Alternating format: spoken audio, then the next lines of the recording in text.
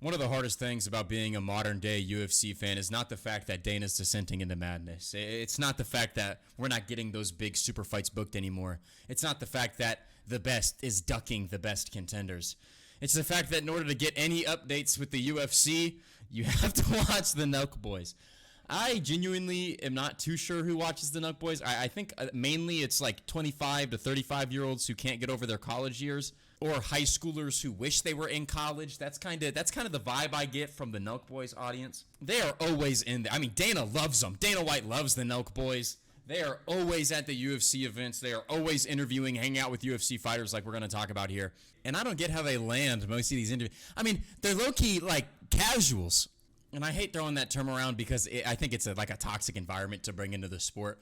A casual fan, like you should be able to just enjoy the UFC without having to know everything that's ever happened since UFC 1. But I mean, like this conversation right here kind of encapsulates what it is I'm trying to say. Paddy would be a huge fight, though. Yeah, you think so? I mean, I think a huge fight, just because of the storyline. The storyline. He needs one more fight. I don't know why I feel that he needs one more fight to close everything. So far, I agree with this dialogue here, right? I think the Paddy Pimblett Ilia Topuria fight would be fucking huge, especially with like their hand sanitizer beef they had all that time ago. But then this Nelk boy throws a curveball I wasn't ready for in terms of Paddy Pimblett Ilia Topuria. I think that's gonna be the closest thing to Khabib Conor that we. What? On your screen right now is this generation's Khabib Conor. Like, dude. Like, if we're going to compare this shit to any Conor McGregor fight, this is like McGregor Nate Diaz, you know? You, as a Nelk boy, have the easiest layup of your life with the Khabib Conor comparison. To talk about Ilia Topuria versus Islam Makhachev. But instead, we're comparing Ilia Topuria and Paddy Pimblett to Conor McGregor and Khabib Nurmagomedov. I feel like everyone and their mom knows that the next generation's Khabib Conor is Ilia Islam. That's just kind of what I mean when I say I feel like the Nelk boys don't really have any idea what's going on with the sport, right? I mean, if you're walking around saying Ilia Topuria, Paddy Pimblett is the closest thing we're going to get to Khabib Nurmagomedov and Conor McGregor, I don't really trust your opinion, you know? That out of the way, the main reason we're even talking about the Nelk boys in the first place today is this interaction right here when the Nelk boys start questioning Ilia Topuria on how he met his wife, right? So Ilia Topuria goes on to say he met his wife in Miami, and we get this interesting moment. Oh, we gotta come over. Actually, I met my wife in Miami. Oh, really? Yeah, she was living there. Damn. Who says you can't meet your wife in Miami? You give me hope now, because everyone says you can't meet your wife in Miami. Well, you can find your wife in any place in the world. You hear that? Put that on Only in Dade on Instagram. You can meet your wife in Miami. So they find out that Ilia Topuria met his wife in Miami, and they start running this bit that's kind of implying that, like, the women in Miami are whores. Like, oh, see, you can meet your wife in Miami, right? Because the culture of the party culture of Miami is that everyone there's kind of like a whore, right? The party culture of Miami. You hear that? Put that on Only in Dade on Instagram. You can meet your wife in Miami. All right, let's roll. Put it on Only in Dade is hilarious. Everywhere. Why are you saying that? Gulp. As soon as Ilia processes what it is the fuck they just said, he starts pressing him, right? Why are you saying that? The whole room fucking silent. I mean, you've got 7 grown-ass men in there. Why are you saying that? Whole room fucking dead silent. Here we go. Huh? Why are you saying that? Everyone says that. Like, you just can't. Because it's just can't party, find that. Because party. Yeah. Because you go to the party and this is the only place you see. Yeah, exactly. You surround yourself with the people that goes to the party all the time, and they all the time think about the party. Yeah. But you don't know the another part of Miami of the people that just they want. They're normal. Yeah. Yeah, I know. It's like the first run of the bit was fine, I think, but the main issue is when he insinuates it again and looks at the camera to like shout it out. You know, I think that's really what ticked Ilia off. But to make a joke or like make a bit inside someone's house that their wife is a whore is insane, you know? I'm not going to sit here and say I'm glad Ilia pressed him or anything, but like, you know, I mean, the interaction was definitely disrespectful, right? Like, you feel the tension through the screen. Huh? Why are you saying that? Everyone says that. Like, you just can't. Because it's just can't party, find that- party time. Because party. Yeah. Because you go to the party and this is the only place Yeah. you see. Yeah, And exactly. You surround yourself with the people that goes to the party all the time, and they all the time think about the party. Yeah. But you don't know the another part of Miami of people that just they They're want. normal. Yeah. Yeah, I know. It's a need best to place see to that work side. out too, Miami. Quick, listen, Loki. Elite subject change there. Yeah, I mean, Miami's also just the best place to. Fucking look at Ilia's face, dude. He can't believe this shit is happening.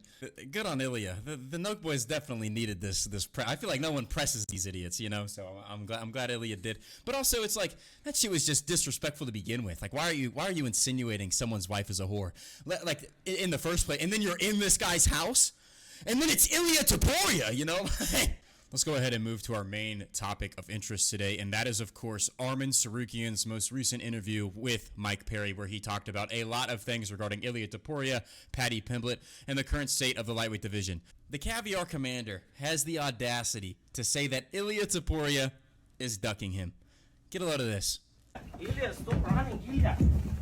Stop running, Ilia. Good boy. I'll make it quick, no worries. How many times do you think Arman Tsarukyan has fought in the past 600 days? 1. The UFC's made it clear to you, the UFC's made it clear to Ilia that you are not next for the title shot. You want to know why? Because you had your title shot in the day of the event after getting back shots from Nina Drami. He pulled out of the fight. But I'm not surprised, though. Privileged rich boy who's been handed everything his whole entire life assumes that this is going to be handed to him as well. You don't get to ruin a whole entire UFC event and then just waltz your way into a title shot against Ilia Topuria. That nonsense out of the way. Let's look at this interview. Where it had a picture of you in front of like a Lambo or a Ferrari, and it said, breaking, Arman Tsarukyan has reportedly offered Ilia Topuria $1 million and a car of his choice from his collection in exchange for a title shot. Will we ever get to that type of frustration for you, dude? We can shake hand, fight.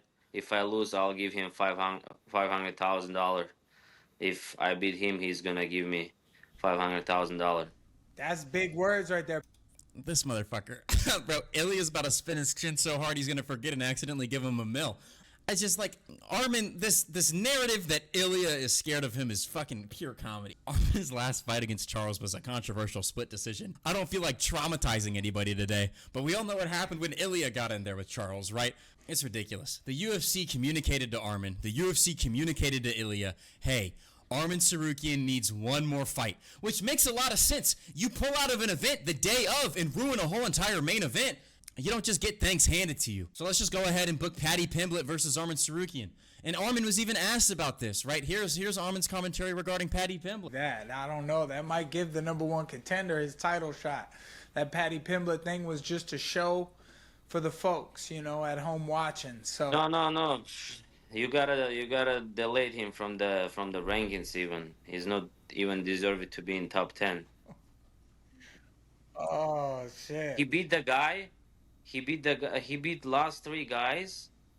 It was Chandler. He had 3 losses. It was Bobby Green. He had 4 losses. It was Tony Ferguson. He had 8 losses.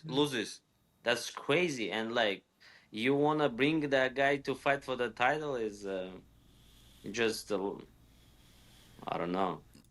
Like, he was kind of cooking Paddy there, which just reaffirms to me that the right thing to do is to book Paddy Pimblett versus Arman Tsarukyan.